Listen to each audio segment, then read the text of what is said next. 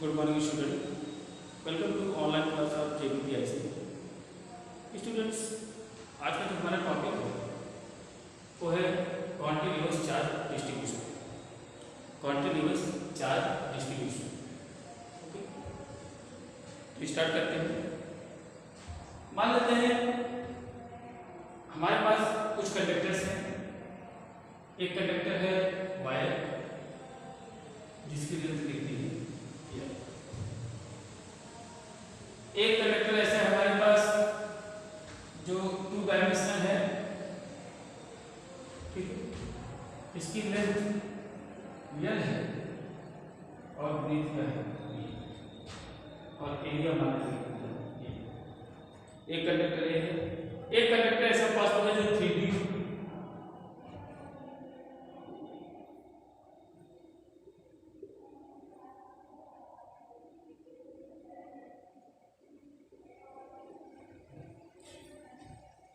Length breathe height, इसका मतलब length हो ब्रीथ हो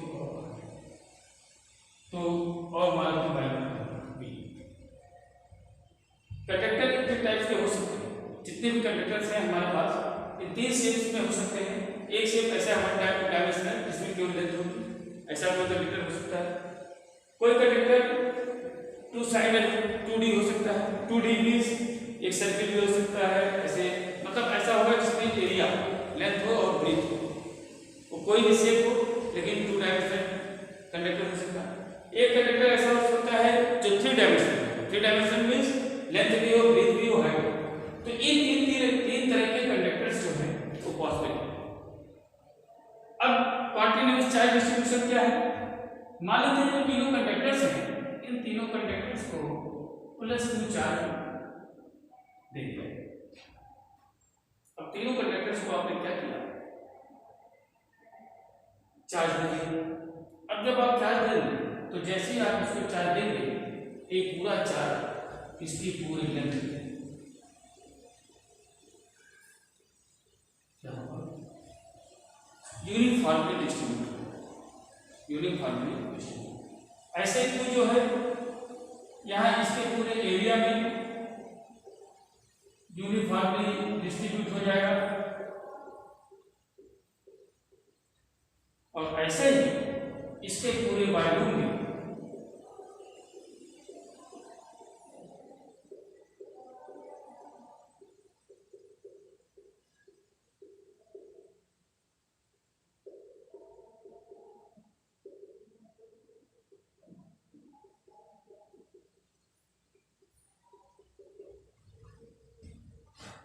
इसका मतलब जब हमने किसी भी कंडक्टर को जब हम लोग कोई चार्ज देते हैं कहीं बाहर से तो पूरा चार्ज उसकी टोटल लेंथ में, उसके टोटल एरिया में, उसके टोटल वॉल्यूम में यूनिफॉर्मली डिस्ट्रीब्यूट हो जाता है और इसी फिनोमेना को बोलते हैं कॉन्टिन्यूअस चार्ज डिस्ट्रीब्यूशन। तो कॉन्टिन्यूअस चार्ज डिस्ट्रीब्यूशन क्या है? When we gives a charge to a conductor, when we give some charge to a conductor, then the total charge uniformly distributed along the length, along the area or along the volume uniformly distributed. Uniformly distributed. This phenomena is known as continuous charge distribution. This phenomena is known as continuous charge distribution. तो continuous charge distribution क्या हो गया? When we give some charge to any conductor, then the whole charge uniformly distributed along the length or along the area or along the volume uniformly distributed. This phenomena is known as continuous charge distribution. अब continuous charge distribution तो हो गया, लेकिन अगर हम लोग देखें तो चार्ज डिस्ट्रीब्यूशन 3 तरह से हो रहा है। यहाँ लेंथ के अकॉर्डिंग, यहाँ एरिया के अकॉर्डिंग, यहाँ वॉल्यूम। तो यूनिफॉर्मली चार्ज डिस्ट्रीब्यूशन कितने टाइप्स का होगा? कॉन्टिन्यूअस चार्ज डिस्ट्रीब्यूशन जो होगा उसके कितने टाइप्स होंगे? 3 टाइप्स होंगे। क्यों? क्योंकि जो चार्ज डिस्ट्रीब्यूशन हो रहा है वो 3 टाइप्स होगा, लेंथ के अकॉर्डिंग, एरिया के अकॉर्डिंग और वॉल्यूम। अगर चार्ज का डिस्ट्रीब्यूशन लेंथ के अकॉर्डिंग है तो उसको बोलेंगे linear charge distribution. Linear charge distribution. Linear charge distribution, अगर पूरा चार्ज इसके पूरे एरिया में डिस्ट्रीब्यूट है तो इसको बोलेंगे surface charge distribution. Surface charge distribution.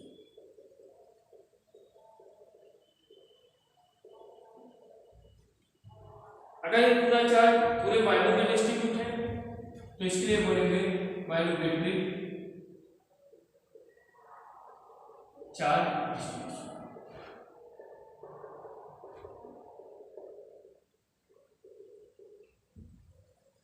तो तीन टाइप से चार्ज का डिस्ट्रीब्यूशन होता है, लेंथ के अकॉर्डिंग, एरिया के अकॉर्डिंग और वॉल्यूम के अकॉर्डिंग। इसीलिए तीन टाइप का चार्ज डिस्ट्रीब्यूशन हो गया। अगर चार्ज डिस्ट्रीब्यूशन लेंथ के अकॉर्डिंग इलाम हुआ तो लीनियर चार्ज डिस्ट्रीब्यूशन, अगर एरिया के इलाम हुआ तो सरफेस चार्ज डिस्ट्रीब्यूशन, और अगर वॉल्यूम में पूरा हुआ तो वॉल्यूमेट्रिक चार्ज डिस्ट्रीब्यूशन।